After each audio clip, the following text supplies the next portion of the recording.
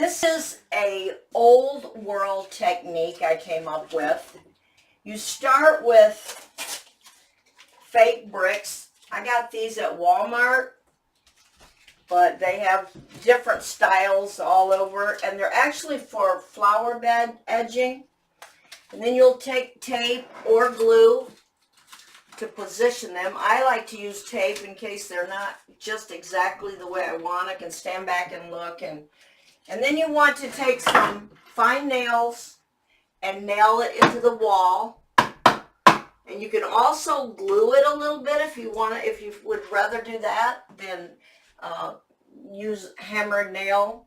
But you will need tape then if you do it that way, because you want it. They're kind of heavy.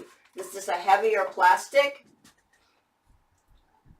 Then take your ready mix drywall mud, or if you want to mix your own, that's your choice, but it's easier if it's already mixed. And you'll blend the edges from the wall to your fake bricks.